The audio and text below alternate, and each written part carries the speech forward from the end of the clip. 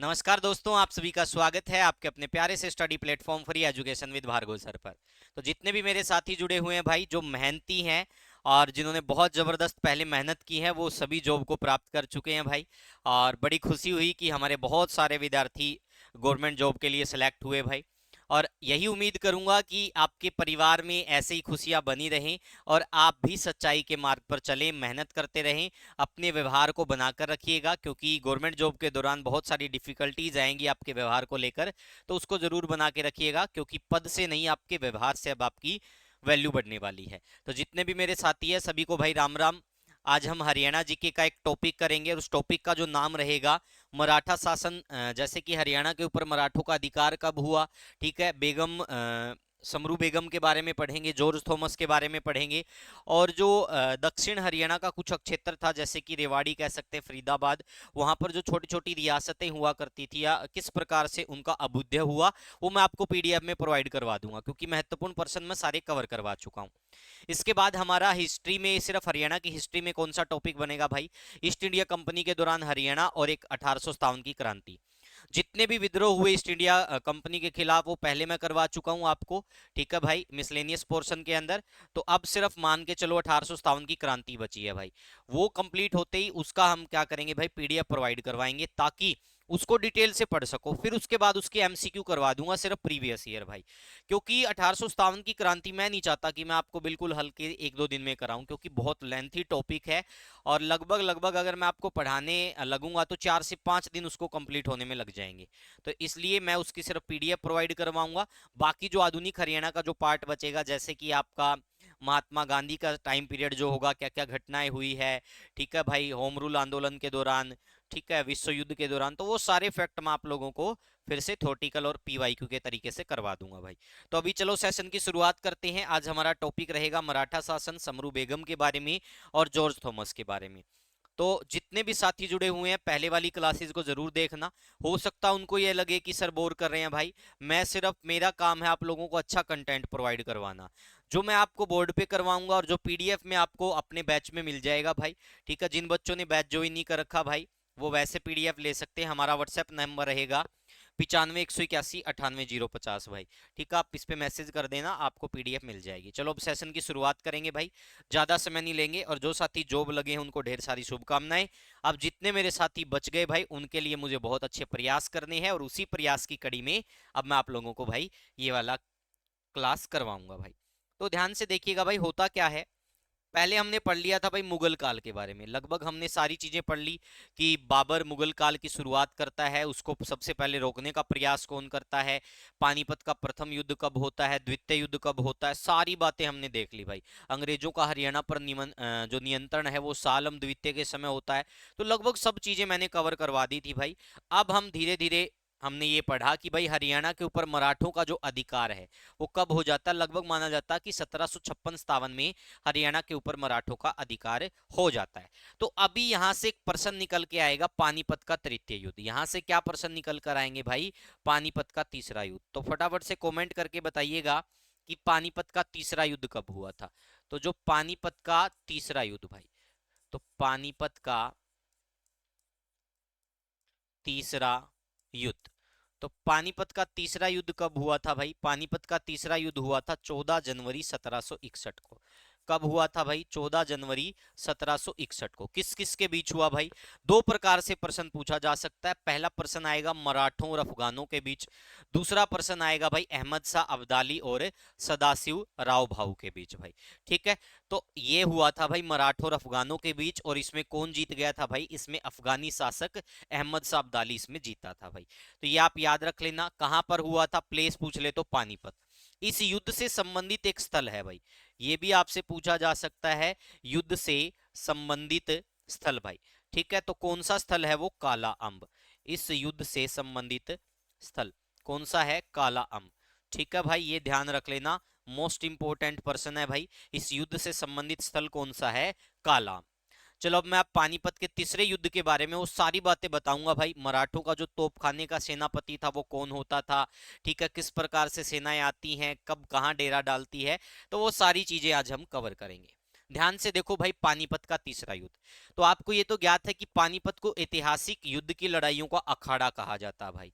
ठीक है, तो यहाँ पर पानीपत के 3 युद्ध हुए थे। पहला युद्ध हमने पढ़ लिया था, कब हुआ, 21 अप्रैल 1526 को। दूसरा युद्ध कब हुआ, 5 नवंबर 1556 को। और तीसरा युद्ध कब हुआ, 14 जनवरी 1761 को। तो आपसे पूछा जा सकता है कि पानीपत का तीसरा युद्ध कब हुआ था, तो आपका क्लियर कट क्या जवाब होना चाहिए, 14 जनवरी 1761 को पानीपत का तीसरा युद्ध हुआ। किस किस के बीच हुआ, मराठों और अफगानों के बीच। कौन जीता, अफगानी जीत गया। कौन था अफगानी, अहमद शाह अब्दाली। ठीक है भाई, तो ये ध्यान रख लेना भाई। देखो यहां पर हर एक बात बिल्कुल एक्यूरेट तरीके से लिखी गई है भाई। उसके बाद भाई यहां पर देखो, ये रहा, मराठा अब्दाली से मुकाबला करने के लिए पानीपत के ऐतिहासिक मैदान में आए और पानीपत के काला अंब स्थान पर अपना डेरा लगाया। तो पानीपत की तीसरी लड़ाई से संबंधित स्थल कौन सा हो गया भाई, ये वाला काला अंब। ठीक है भाई, कौन सा हो गया, काला अंब। ठीक है भाई, मराठों के तोपखाने का सेनापति कौन था, इब्राहिम गारगी। ये वाला प्रश्न मैं आपको पिछली कक्षा में भी करवा चुका हूं, क्योंकि ये प्रीवियस ईयर क्वेश्चन है, बहुत महत्वपूर्ण प्रश्न है और इन फ्यूचर पक्का रिपीट होगा, क्योंकि आपने ये प्रश्न बाकी जगह पढ़ा ही नहीं होगा भाई। तो ध्यान रख लेना, मराठों के तोपखाने का सेनापति कौन होता था, इब्राहिम गारगी भाई। ठीक है, 1 नवंबर 1760 को दोनों सेनाएं पानीपत के मैदान में आ गई और फिर 14 जनवरी 1761 को संक्रांति के दिन भाई, यानी संक्रांत का दिन भाई, क्या हुआ था, मराठों और अब्दाली की सेना के बीच युद्ध हुआ भाई। तो आप हम कह सकते हैं भाई, मराठों और अफगानों के बीच क्या हुआ, युद्ध हुआ। कौन सा युद्ध, पानीपत का तीसरा युद्ध भाई। इसमें देखो भाई, पूरा कंक्लूजन यहां पर क्या निकलता है, अब क्या चीजें नष्ट हुई भाई। इसमें देखो, आपको पता है युद्ध के दौरान जान माल की हानि होती है, तो आप यहां से पढ़ सकते हैं क्या क्या चीजें होती हैं भाई। लेकिन इसमें जीत किसकी होती है भाई, इसमें जीत किसकी हो जाती है, अहमद शाह अब्दाली की। तो आपसे पूछा जा सकता है कि पानीपत के तीसरे युद्ध में कौन जीता था, तो अहमद शाह अब्दाली। तो हारा कौन था, मैंने आपको बताया था, युद्ध तो ये किसने लड़ा था, सदाशिव राव भाऊ और विश्वास राव ने भाई। लेकिन एचएसएससी के द्वारा, इसका पिछली कक्षा में भी बताया था कि उत्तर क्या माना गया, सदाशिव राव भाऊ माना गया है कि पानीपत के तीसरे युद्ध में कौन हारा, सदाशिव राव भाऊ हारा था भाई। ठीक है, ध्यान रख लेना, जीता कौन, अहमद शाह अब्दाली। अब अहमद शाह अब्दाली को क्या भाई, जल्द ही अपने देश लौटना पड़ा, काबुल लौट गया। तो ये जाते समय क्या करता भाई, जाने से पहले देखो ये क्या करता है, शाह आलम द्वितीय को सम्राट, नजीबुद्दौला को मीर बख्शी, इमादु मुल्क को वजीर नियुक्त किया और जींद, अंबाला, कुरुक्षेत्र तथा करनाल का क्षेत्र सरहिंद के गवर्नर जैन खां को सौंप दिया। ये वाला प्रश्न बार बार परीक्षा में आता है। क्या पूछा जाता है, जींद, अंबाला और कुरुक्षेत्र, करनाल का जो क्षेत्र है, ठीक है भाई, वो अहमद शाह अब्दाली ने देश लौटने से पहले किसको सौंप दिया था, सरहिंद के गवर्नर जैन खां को। किसको सौंप दिया था भाई, सरहिंद के गवर्नर जैन खां को। इस प्रकार के प्रश्न एग्जाम में आपको देखने को मिलते हैं। तो यहां तक चीजें क्लियर भाई, पानीपत के तीसरे युद्ध के बारे में हमें पता चल गया भाई। अब हम आगे बढ़ेंगे भाई, नेक्स्ट पॉइंट देखिएगा भाई। अब हम किसके बारे में पढ़ेंगे, नजीबुद्दौला का हरियाणा के ऊपर अधिकार भाई। यहां से भी बहुत सारे प्रश्न आए हैं प्रीवियस एग्जाम क्वेश्चन में, तो वो सारे प्रश्नों को ध्यान में रखकर ही ये पीपीटी तैयार की गई है, ताकि आपका एक भी प्रश्न छूटे ना भाई, सब कवर हो जाए। देखो भाई, अहमद शाह अब्दाली ने रुहेला सरदार नजीबुद्दौला को दिल्ली का शासक स्वीकार कर लिया था। अहमद शाह अब्दाली वापस लौटने के बाद नजीबुद्दौला ने पानीपत के नीचे समस्त हरियाणा पर अधिकार कर लिया, अंत तक यहीं का शासक बना रहा। तो नजीबुद्दौला का क्या हो जाता भाई, लगभग अधिकार हो जाता है। अब उसके बाद देखेंगे भाई, कुछ और पॉइंट है। सिखों ने जनवरी 1764 में सरहिंद के दुरानी गवर्नर जैन खां को पराजित करके अंबाला, कुरुक्षेत्र, जींद तथा करनाल से पानीपत तक के क्षेत्र पर अपना अधिकार कर लिया और इसके साथ ही मेवात, रोहतक और झज्जर पर सूरजमल ने क्या कर लिया, अधिकार कर लिया। 1764 में सूरजमल की मृत्यु, नजीबुद्दौला ने सोनीपत, मेवात व फर्रुखनगर पर अधिकार कर लिया। तो आपसे क्या पूछा जाएगा कि सूरजमल की मृत्यु कब हुई भाई, तो सूरजमल की जो मृत्यु है वो कब हुई भाई, 1764 में। और ये पूछा जाता है किस नदी के किनारे हुई, तो ये ध्यान रख लेना, हिंडन नदी के किनारे भाई। किस नदी के किनारे हुई थी भाई, हिंडन नदी के किनारे। बहुत सारे इतिहासकार मानते हैं कि नजीबुद्दौला ने इनकी हत्या की थी, और बहुत सारे इतिहासकार मानते हैं कि इस बारे में कोई विश्वसनीय तथ्य नहीं है कि किसने इसकी हत्या की थी भाई। ठीक है, उसके बाद नजीबुद्दौला क्या करता है, बाकी सभी स्थानों पर अधिकार कर लेता भाई। ठीक है, यहां से एक तिलपत का दूसरा युद्ध भी पूछा जाता, वो भी आपको बताऊंगा। तो यहां तक चीजें क्लियर भाई। यहां से जो प्रश्न बनते थे वो हमने लगभग कवर कर लिए कि सूरजमल की जो मृत्यु है किस नदी के किनारे हुई, हिंडन नदी के किनारे भाई। ठीक है, उसके बाद देखेंगे राजा सूरजमल के बारे में भाई। राजा सूरजमल को जाटों का अफलातू भी कहा जाता है, जाटों का प्लेटो भी कहा जाता है। ठीक है भाई, और कल मैंने एक ऐसा प्रश्न भी करवाया था कि किसने कहा था। ठीक है, तो वो भी मैंने आपको करवा दिया था कल एमसीक्यू में।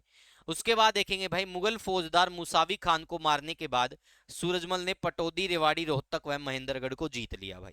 ये सूरजमल के बारे में बातें हो रही है। सूरजमल की हत्या 25 दिसंबर 1764 को हिंडन नदी के किनारे हुई भाई। ठीक है, नजीबुद्दौला द्वारा की गई, लेकिन ये कोई विश्वसनीय मत नहीं है भाई। ठीक है, बहुत सारे इतिहासकार ऐसा मानते हैं। सूरजमल की मृत्यु के बाद उसके पुत्र जवाहर सिंह ने जाट साम्राज्य को अपने अधिकार में ले लिया भाई। फिर किसका साम्राज्य आ जाता है सूरजमल के बाद, जवाहर सिंह का भाई। तिलपत का जो दूसरा युद्ध हुआ था वो 1764 में हुआ भाई। राजा जवाहर सिंह और अहमद शाह अब्दाली के प्रतिनिधि जाजिम शाह रोहिला यानी कि नजीबुद्दौला के मध्य हुआ, जिसमें राजा जवाहर सिंह विजयी रहा। यानी एक छोटा सा युद्ध था भाई, जिसमें क्या रहा, ये विजयी रहा था।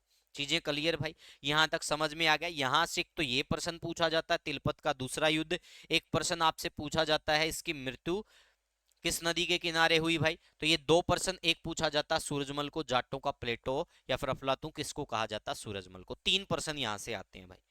चीजें क्लियर भाई। नेक्स्ट देखिएगा, नजीबुद्दौला की मृत्यु कब हो गई, 1770 ईस्वी में हिसार में हुई थी भाई। नजीबुद्दौला की मृत्यु के बाद इसका पुत्र जबीत खां या फिर जाबित खां हुआ करता था भाई, वो उत्तराधिकारी बना, परंतु वह शासन करने में सफल नहीं हो सका। और इस बात का फायदा उठाकर धोखे से क्या करता भाई नजफ खां, ठीक है, क्या कर देता है, शासक की हत्या कर देता है, और बाद में ये क्या बन जाता भाई, शासक बन जाता है। लेकिन यहां पर एक ट्विस्ट वाली बात क्या है भाई, प्रश्न पूछा गया कि नजीबुद्दौला का उत्तराधिकारी कौन बना था। अब अकॉर्डिंग टू हिस्ट्री अगर हम चलें तो जाबित खां सही है, लेकिन एचएसएससी ने इसका उत्तर क्या माना था, नजफ खां। आपसे पूछा जा सकता है एचएसएससी के अनुसार नजीबुद्दौला का उत्तराधिकारी, नजीबुद्दौला का उत्तराधिकारी। तो एचएसएससी के अकॉर्डिंग नजीबुद्दौला का जो उत्तराधिकारी था वो कौन था भाई, किसके अकॉर्डिंग, एचएसएससी के अकॉर्डिंग। ठीक है, कौन था भाई, नजफ खां था। एचएसएससी दो बार ये प्रश्न पूछ चुकी है और दोनों बार इसका उत्तर नजफ खां माना गया भाई। ठीक है, तो ध्यान रख लेना भाई। तो एचएसएससी के अकॉर्डिंग नजीबुद्दौला का उत्तराधिकारी कौन था, नजफ खां था। उसके बाद क्या होता है, नजफ खां की यानी कि क्या हो जाती, डेथ हो जाती है भाई। ठीक है, उसके बाद हम देखेंगे किसका शासन शुरू होता है, महादजी सिंधिया का। और यहां से डायरेक्ट प्रश्न पूछा जाता है 1789 से 1794 तक हरियाणा किसके अधीन रहा, तो महादजी सिंधिया के अधीन रहा था। ठीक है भाई, 1789 से 1794 आएगा, भी पीवाईक्यू करवाऊंगा तब देख लेना भाई। देखो, महादजी के आने से पहले हरियाणा मुख्यतः तीन शक्तियों में विभाजित था। कितनी शक्तियों में विभाजित था भाई, तीन। ठीक है भाई, जो ये महादजी सिंधिया थे भाई, ये ग्वालियर के ऊपर क्या करते थे, अपना शासन करते थे। तो आपसे पूछा जा सकता है ये कहाँ के शासक थे, किस पर इन्होंने राज किया, ग्वालियर के शासक थे भाई। ठीक है, महादजी सिंधिया। अब देखो, जो तीन शक्तियां थी वो कौन कौन सी थी भाई, एक तो उत्तरी हरियाणा, इसमें ये पार्ट आते थे भाई, ये हो गया रेवाड़ी, नारनौल, गुरुग्राम, झज्जर व रोहतक नजफ कुली खां के अधीन थे भाई।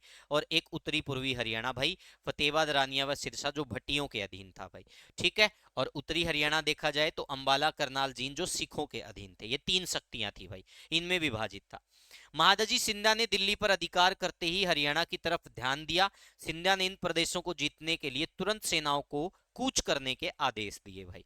ठीक है, तो आपसे पूछा जा सकता है कि महादजी सिंधिया के से पहले हरियाणा मुख्यतः कितनी तीन शक्तियों में विभाजित था, तीन शक्तियों में भाई। ठीक है, इसके अंतर्गत कौन कौन से आते हैं वो सारी चीजें आपसे कभी भी पूछी जा सकती है। उसके बाद देखेंगे भाई, महादजी सिंधिया विजित प्रदेश के प्रशासन को उत्तम ढंग से चलाने के लिए कारगर कदम उठाए। सर्वप्रथम इसने समस्त प्रदेश को निम्नलिखित 4 जिलों में बांट दिया भाई। वो 4 जिले कौन से थे, दिल्ली, पानीपत, हिसार और मेवात। ठीक है भाई, ये सारी चीजें यहाँ पर दे रखी हैं भाई। इसमें क्या क्या चीजें आती हैं वो ध्यान कर लेना भाई। दिल्ली, पानीपत, हिसार और मेवात भाई। ठीक है, तो इन हिस्सों में भाई महादजी सिंधिया ने क्या किया था भाई, इन चारों में हरियाणा को इन 4 जिलों में बांट दिया था भाई। आगे बढ़े भाई, चलो भाई नेक्स्ट पॉइंट देखिएगा भाई, ये भी पढ़ लेना भाई। इसमें सम्राटों के महल व परिवार सहित हरियाणा का कुछ हिस्सा था। पानीपत में करनाल, सोनीपत, अंबाला व कुरुक्षेत्र थे। हिसार में हिसार व रोहतक के क्षेत्र शामिल थे। मेवात, इसमें गुरुग्राम, रेवाड़ी, नारनौल, महेंद्रगढ़ क्षेत्र था। उसके बाद देखेंगे इस समय प्रत्येक जिले का प्रशासन किसके अधिकार क्षेत्र में होता था, राज्यपाल के अधिकार क्षेत्र में होता था भाई। उसके साथ साथ कई छोटे छोटे अफसर जिलों में होते थे जो राज्यपाल के अधीन कार्य करते थे। प्रशासन की सबसे छोटी इकाई गांव थी भाई। क्या थी प्रशासन की सबसे छोटी इकाई?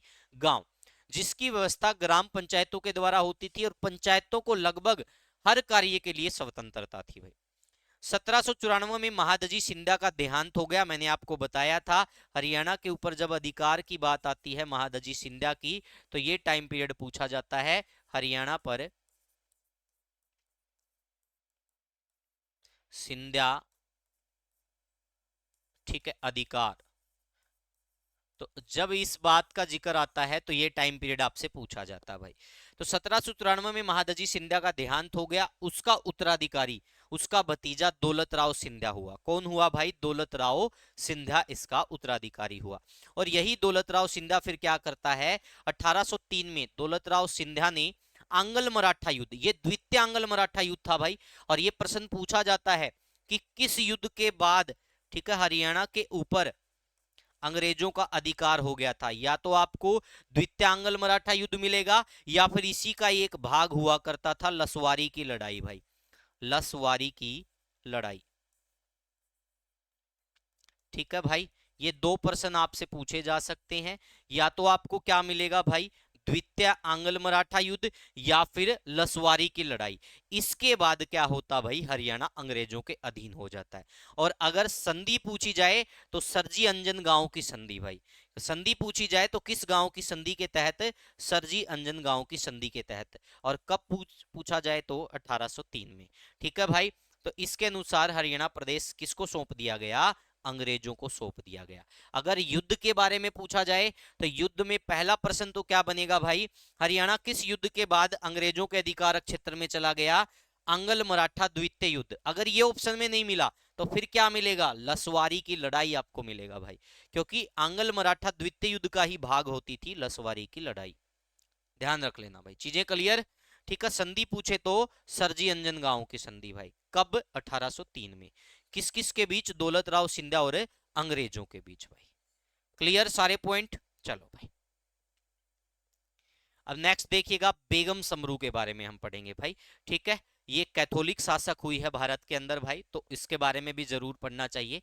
बेगम समरू, इनके ज्यादा पॉइंट हरियाणा से नहीं जुड़े, एक दो ही प्रश्न पूछा जाता है। बेगम समरू का महल पूछा गया था, एक परगना पूछा गया था। एक बार उत्तर करनाल माना गया, एक बार गुरुग्राम बादशाह झारसा माना गया था उत्तर। तो जो भी ऑप्शन में हो आप उसके अकॉर्डिंग जा सकते हो। देखो, इसका नाम क्या था भाई? फर्जीना। ये क्या थी? एक नर्तकी थी भाई, नाच करती थी, यानी कि नाचने का काम करती थी। ठीक है, बेगम समरू ये क्या करती? देखो, फर्जीना नृत्य यानी नाच करते हुए जल्द ही सोमरे की सैन्य टुकड़ी में कामरेड इन आर्म्स बन गई। और इसने बाद में सोमरे से शादी की और 1778 में सोमरे की मृत्यु के बाद उसकी भाड़े की सेना को संभाला। और सोमरे की मृत्यु के बाद जोआना नोबोलिस सोमरे नाम से ईसाई धर्म अपनाकर बेगम समरू या फिर सोमरे बन गई। ठीक है भाई, क्या बन गई? बेगम समरू भाई। अब जब मुगल बादशाह शाह आलम द्वितीय और नजफ कुली खां के बीच भाड़ावास का युद्ध हुआ, कब हुआ? वर्तमान जिला रेवाड़ी में, 12 मार्च। यहां पर देखो 1788 लिखा है, जब हम विकिपीडिया पे जाते हैं तो 1788 आता है। यहां पर मैं ओब्लिक में क्या लिख देता हूं? या 1789 भाई। ठीक है भाई, या 1789, दोनों डेट आपको देखने को मिलती है भाई। जिसमें बेगम समरू क्या करती भाई? मुगल सेना का नेतृत्व किया। बेगम समरू ने 2 बार अपनी जान पर खेलकर मुगल बादशाह शाह आलम की जान बचाई। इसके बाद मुगल बादशाह ने उसे जेब उन निस्सा की उपाधि दी और सरदना, वर्तमान मेरठ परगने की जागीर प्रदान की। ठीक है भाई, तो भाड़ावास का युद्ध कब हुआ भाई? या तो 12 मार्च 1788 ऑप्शन में मिलेगा, या 12 मार्च 1789 ऑप्शन में मिलेगा। भाड़ावास जिला रेवाड़ी। ठीक है भाई, किस किस के बीच? मुगल बादशाह शालम और नजफ कुली खां। बाकी ये चीजें मैं आपको युद्धों के अंदर करवा चुका हूं, तो ज्यादा टेंशन मत लेना भाई। ठीक है। भारत में एकमात्र कैथोलिक शासक भी माना जाता, किसको माना जाता? बेगम समरू को भाई। ठीक है, बेगम समरू के पास कई भव्य महल और उद्यान थे। उनमें से वर्तमान दिल्ली के चांदनी चौक के निकट चूरी वाले की हवेली थी, और चांदनी चौक में महल बनवाया था। 1803 में अंग्रेजों के दिल्ली क्षेत्र पर अधिकार करने के बाद बेगम समरू को हरियाणा में झारसा, यहां पर आप झारसा लिख लो या झाड़सा लिख लो भाई, झारसा और करनाल परगने के गांव दिए गए। कौन कौन से गांव दिए गए भाई? झारसा और करनाल। ध्यान रख लेना भाई, झारसा और करनाल, ये वाला पॉइंट पेपर में आता बहुत बार। हरियाणा के गुरुग्राम, बादशाहपुर, झारसा तक राज करने वाली बेगम समरू ने यहाँ इस्लामिक शैली में एक महल का निर्माण करवाया, जो वर्तमान में गुड़गांव के उपायुक्त का निवास स्थान भी है। तो बादशाह जो झारसा है भाई, झारसा गुरुग्राम के अंदर भाई, वहां पर ये महल बनवाती है। अगर झारसा गुरुग्राम दिया हो तो बढ़िया है, नहीं तो फिर एक बार इसका उत्तर करनाल भी माना गया था, क्योंकि यहां पर भी आप देख सकते हो करनाल परगना भी इसको दिया गया था भाई। ठीक है, चीजें क्लियर भाई। अब आगे बढ़ते हैं, नेक्स्ट देखिएगा भाई। अब हम पढ़ेंगे जॉर्ज थॉमस के बारे में भाई, मोस्ट इंपोर्टेंट है, यहां से बहुत सारे प्रश्न बनेंगे भाई। इसको जहाजी साहब भी कहा जाता है।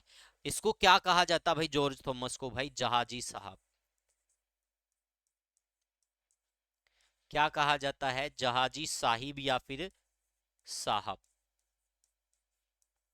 ठीक है, आयरलैंड का निवासी था भाई।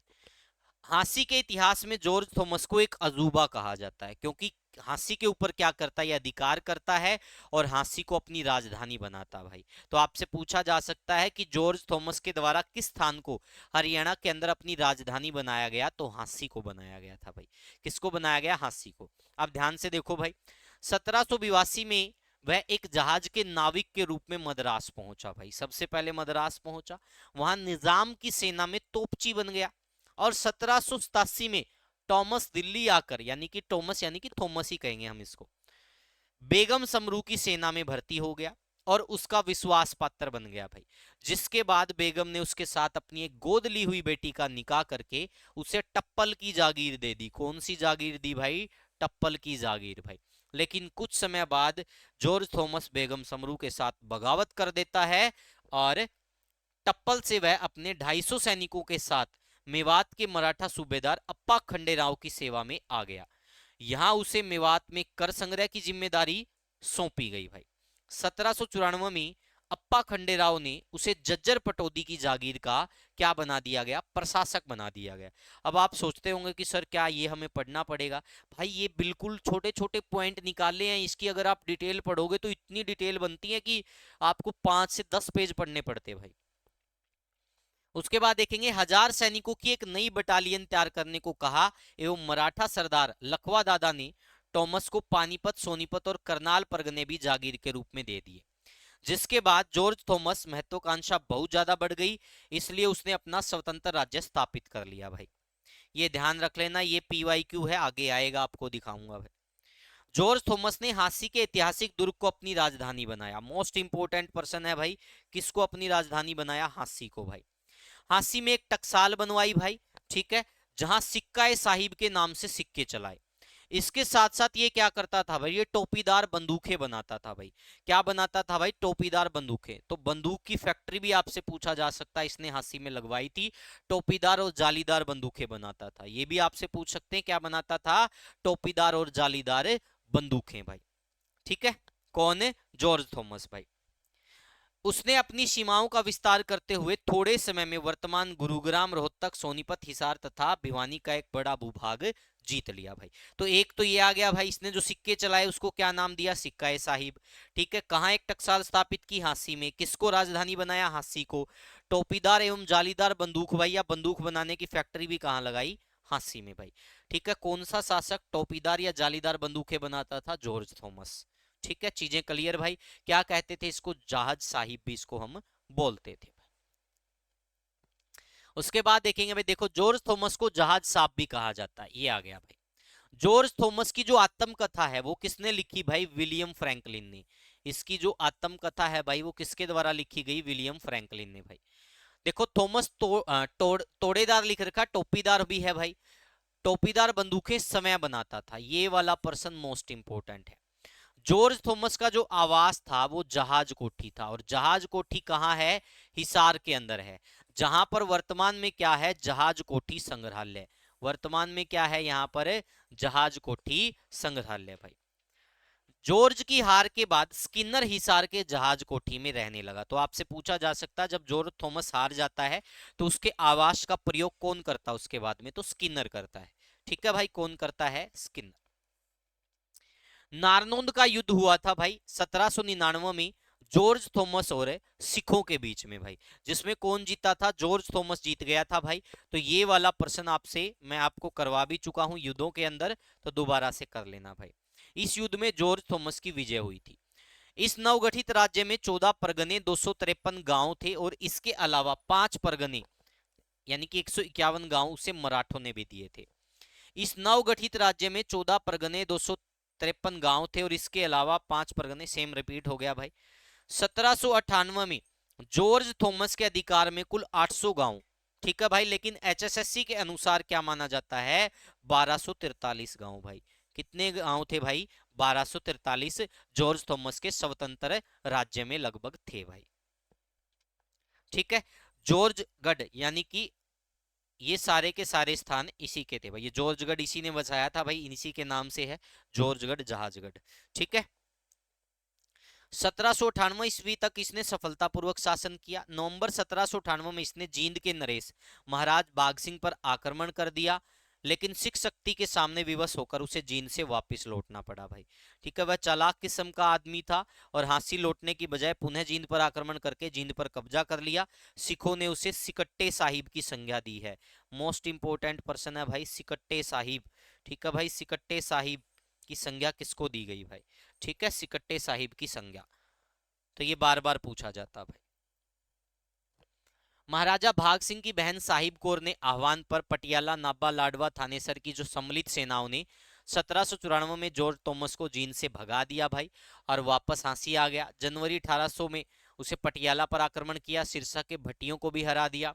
सितंबर 1801 में मराठा फ्रेंच जनरल पैरो तथा सिखों के एक संघ ने मिलकर, ठीक है, बनाकर जज्जर के निकट जॉर्ज थॉमस को घेर लिया। बहादुरी से लड़ा, अंत तक लड़ता रहा, लेकिन फिर इसको हथियार त्यागने पड़े भाई।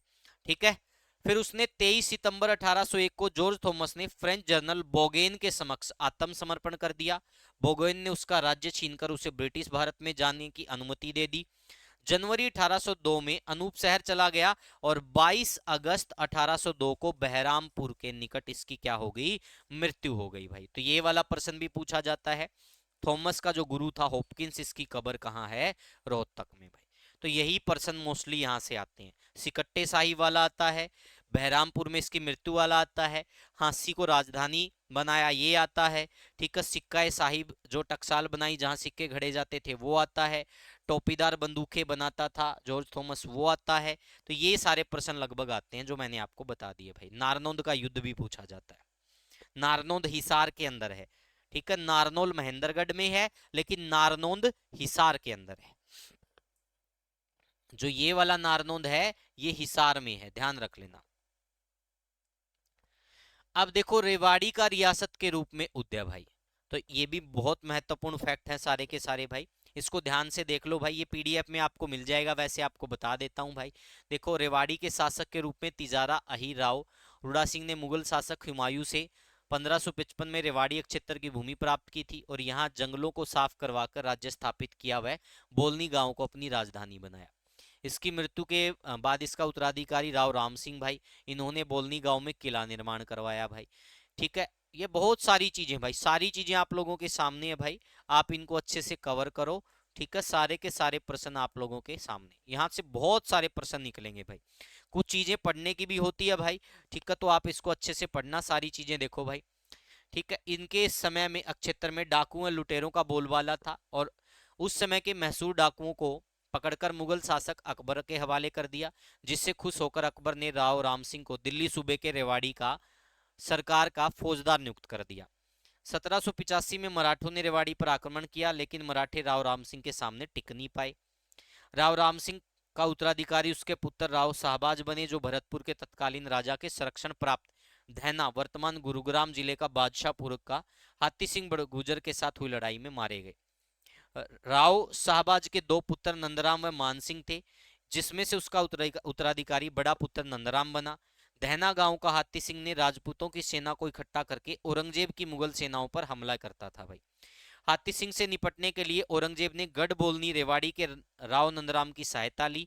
ठीक है भाई, राव नंदराम भी अपने पिता की मौत का बदला हाथी सिंह से लेना चाहता था, इसलिए नंदराम ने हाथी सिंह बड़गुजर को आगरा के पास से पकड़कर, ठीक है भाई, सौंप दिया अंग्रेजों को, और फिर औरंगजेब को, सॉरी, और औरंगजेब फिर उसको एक शर्त पर रिहा करता। बाद में जो चीजें होती हैं भाई वो अलग अलग हैं, यहाँ पर कई जगह मारा हुआ लिखा जाता, तो आपको हिस्ट्री में ऐसे बहुत सारे फैक्ट देखने को मिलेंगे।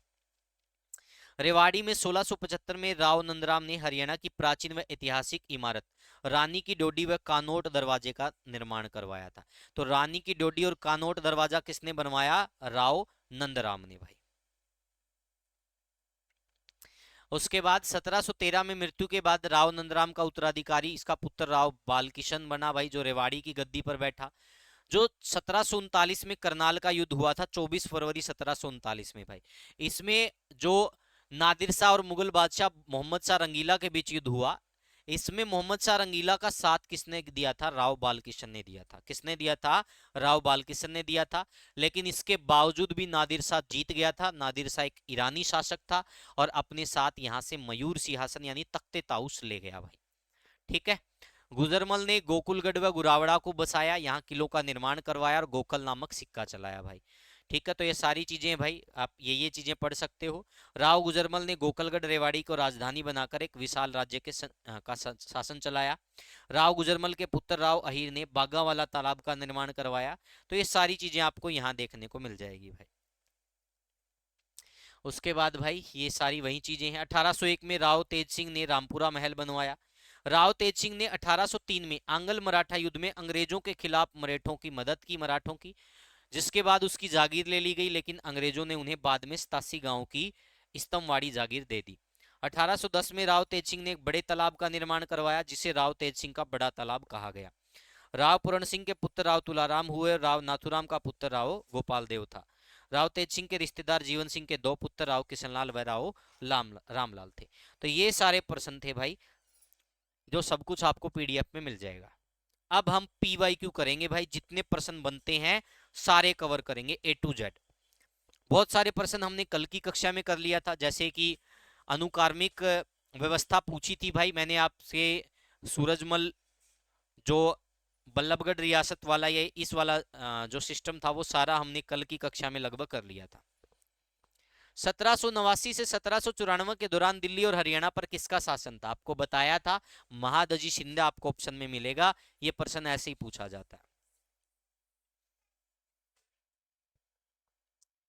राजा गजपत सिंह द्वारा 1775 में बनाए गए किले का नाम बताइए। राजा गजपत सिंह भाई फुलकिशियन मिसल था भाई। ठीक है, तो फूल सिंह का पुत्र था भाई। ठीक है, तो इसने क्या बनवाया था भाई? इसने जींद का किला बनवाया था। क्या बनवाया था भाई? जींद का किला बनवाया था। एक बार भाई मैं देख लेता हूं। ठीक है, ये बहुत इंपॉर्टेंट पर्सन है, एक सेकंड रुकिएगा। तो इस बारे में आपसे काफी बार पूछा जाता भाई। ठीक है, तो इनके बारे में मैं देख लेता हूँ एक बार। जींद राज्य की जो रियासत की स्थापना है, फुलेकेशियन मिसल ऐसा कुछ नाम था, थोड़ा दिमाग से स्किप हो गया, वो देख लेते हैं भाई। ठीक है,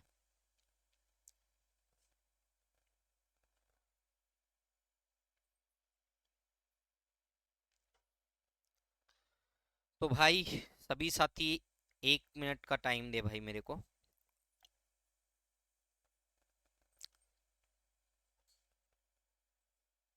हाँ, फुल्किया मिसल था भाई। ठीक है, तो ये फुल्किया मिसल,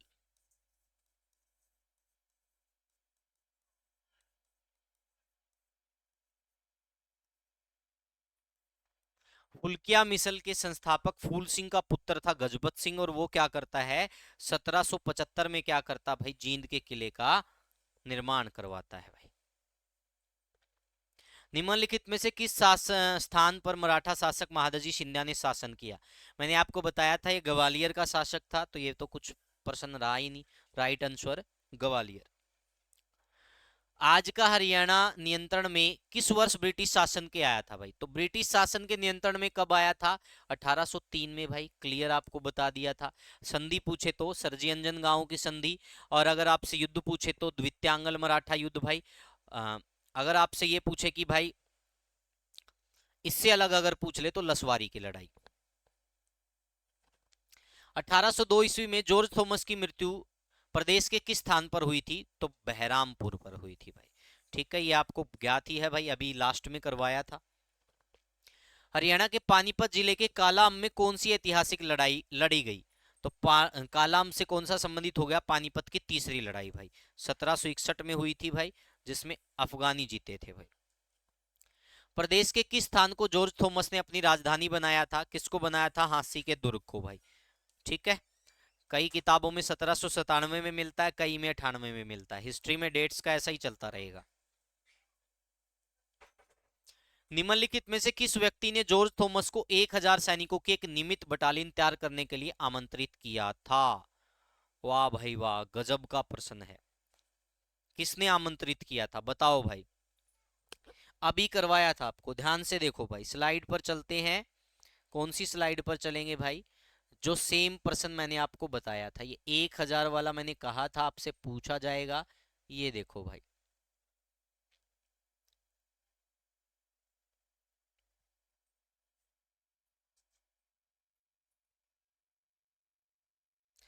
1000 सैनिकों की नई बटालियन तैयार करने को कहा, एवं किसने कहा? अप्पा खंडेराव ने। किसने कहा था भाई? अप्पा खंडेराव ने। ठीक है, तो राइट आंसर यहां पर क्या हो जाएगा हमारा? अप्पा खंडेराव। आप लोगों के सामने भाई सारे के सारे प्रश्न। ठीक है, अब इससे आगे देखते हैं, नेक्स्ट देखिएगा भाई। 1761 में लड़ी गई पानीपत की तीसरी लड़ाई में अहमद शाह अब्दाली ने मराठों के बादशाह अहमद शाह को हराया।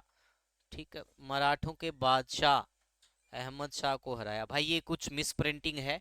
1761 की लड़ाई में कौन जीते थे भाई? अफगानी जीते थे बस। ठीक है, ये थोड़ा टाइपिंग एरर है कहीं ना कहीं। ठीक है, प्रसिद्ध आयरिश जॉर्ज थॉमस जिसने हरियाणा पर 1798 ईस्वी में शासन किया, कहाँ किया था भाई? तो इसने किया था जहाज कोठी पर भाई। जहाज कोठी इसका रहने का स्थान था, हिसार के अंदर। नजीबुद्दौला ने किस नदी के निकट पर एक युद्ध में सूरजमल को मार डाला था? हिंडन नदी के किनारे भाई। ठीक है, ये आपको बता दिया था। ये सारे पीवाई क्यों है, कभी ये सोचो मैं अपनी तरफ से बना रहा हूं, देखो कैसे क्लियर हो रहे हैं। किसे हरियाणा में जहाजी साहब के नाम से जाना जाता है? जॉर्ज थॉमस को। निम्नलिखित में से किस युद्ध के बाद हरियाणा क्षेत्र में मराठा शासन का अंत गया था? तो लसवारी की लड़ाई आपको बता ही दिया था मैंने। किस क्षेत्र में जाटवा नामक राजपूत के नेतृत्व में सितंबर 1192 के समय मोहम्मद गोरी की सेना के साथ भयंकर युद्ध हुआ था? तो जो हांसी का भाई, हांसी के जाटवा हुआ करते थे भाई। ठीक है, तो राइट आंसर क्या हो जाएगा? हांसी। ये मैं पहले करवा चुका हूं, जब मैंने आपको सल्तनत काल करवाया था तब ये सारे प्रश्न मैं आपको कवर करवा चुका हूं।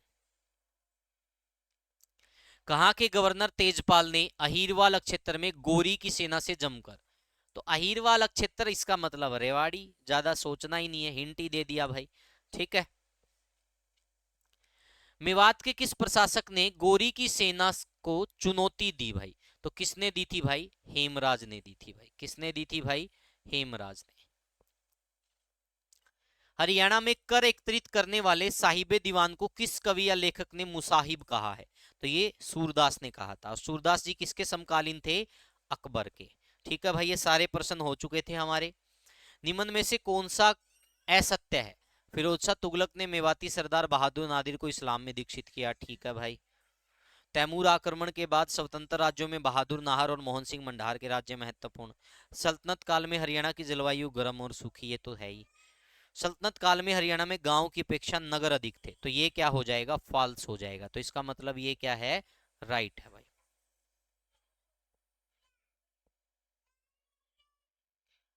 कौन चित्तौड़ के शासक संग्राम सिंह के साथ मिलकर बाबर के विरुद्ध युद्ध की तैयारी कर रहा था? हसन खां मेवाती। मैंने आपको बताया था दो लोग बाबर के विरुद्ध विद्रोह कर रहे थे भाई, मोहन सिंह मंडार और हसन खां मेवाती भाई। ठीक है, तो राइट आंसर हसन खां मेवाती।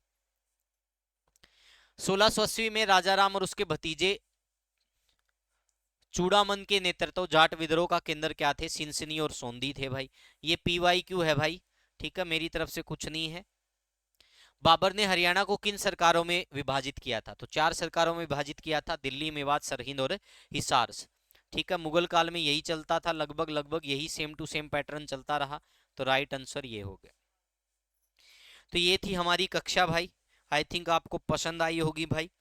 तो एक बार हमारे इस YouTube चैनल को सब्सक्राइब कर देना, जिसको भी भाई हमारे साथ मिलकर तैयारी करनी है। ठीक है भाई, ये हमारा नंबर रहेगा 95 181 98 050, तो आप व्हाट्सएप कर देना भाई। ठीक है, किसी भी प्रकार के बैच से रिलेटेड जानकारी चाहिए, या अगर आपके पास कोई पैसा नहीं है तो फ्री में तैयारी करना चाहते हो तो भी आप मैसेज कर सकते हो भाई। ठीक है, जिसका कोई नहीं उसका हम जरूर साथ देंगे भाई। ठीक है, और बाकी लगभग लगभग भाई सभी साथियों को पता ही है, सभी को मेहनत करोगे तो ही सिलेक्शन होगा भाई, अदरवाइज अब सपने ही रहेंगे आपके बिना किसी प्रिपरेशन के जॉब लगना। ठीक है भाई, चलो भाई, तो आज के लिए इतना ही। Thank you, take care, bye bye. ठीक है, हो सकता है देखो मैं अगर आपको MCQ के माध्यम से पढ़ाऊं और ये डिटेल में इतना लेंथी करवा सकता हूं, आपके 4 घंटे एक टॉपिक में निकल जाएंगे, लेकिन एट द एंड पॉइंट निकलेगा क्या, वही 15%। तो वो 15% मैं आपको आधे घंटे में ही नहीं करवा दूंगा जो एग्जाम में आते हैं। तो क्यों लगाऊं मैं 4 घंटे? मुझे अगर मेरा तरीका आप लोगों को समझाना है तो मेरी PYQ की कोई क्लास देख लेना भाई। वहां पर पूरे पेज पर आपको कहीं भी एक सिंगल स्पेस नहीं मिलेगा जहां एक वर्ड लिखा जा सके। वो होता है खुद को ये दिखाना कि भाई हाँ मैं ये चीजें पढ़ा सकता हूँ। अब बात आती कि मैं आपको थ्योरेटिकल तरीके से पढ़ा रहा हूँ, तो थ्योरी प्लस जब PYQ करवाता हूँ तो PPT का सहारा लेता हूँ ताकि फास्टली कंटेंट हो सके, क्योंकि नेक्स्ट CT बहुत जल्द होना है। मैंने 1 साल का बैच उठाया था भाई, कहा था 1 साल में सारे सब्जेक्ट करवाऊंगा। अब अगर बैच ही दो मतलब आपका टेस्ट ही 2-3 महीने बाद हो जाएगा तो भाई मैं इतना कंटेंट ऐसे थोड़े पढ़ा पाऊंगा, फिर तो मुझे इन सब चीज़ों का सहारा लेना पड़ेगा, PPT वगैरह से ही पढ़ाना पड़ेगा। तो आज के लिए इतना ही, thank you, take care, bye bye. हमारे यूट्यूब चैनल को सब्सक्राइब जरूर करना, बने रहिएगा हमारे साथ, मेहनत करते रहना, आगे बढ़ते रहना भाई। Thank you.